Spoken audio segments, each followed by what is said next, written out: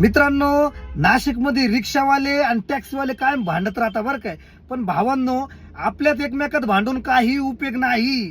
आता थोड्याच दिवसामध्ये नाशिकमध्ये ना 100 बस येणार आहे, इलेक्ट्रॉनिक बस. किती? 100 बस येणार आहे. ज्यावेळेस 100 बस मार्केटमध्ये आले ना, मग दोघांना माशा मारायचं काम आहे.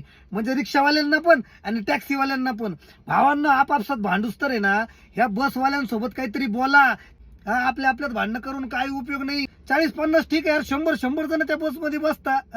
आणि आरटीओ वाले बी त्याच्याकडे लक्ष देत नाही यार. आमच्या टॅक्सीमध्ये 4च्या वर एक बसला तर लगेच पोलिस बाजूला घेता, आणि रिक्षामध्ये 3च्या वर बसल्यावर लगेच पोलिस बाजूला घेता. पण या बसमध्ये एवढे जण बसतात यार, बसला अलाउड आहे का बरं?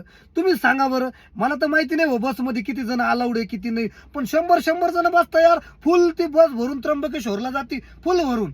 आणि रिक्षावाले तोंड पात्र राहतात, टॅक्सीवाले तोंड पात्र राहतात. चायला हे लोक तर त्याच्यात चालले बसून. एवढे बसला अलाउड आहे का तुम्ही सांगा कमेंट मध्ये मित्रांनो.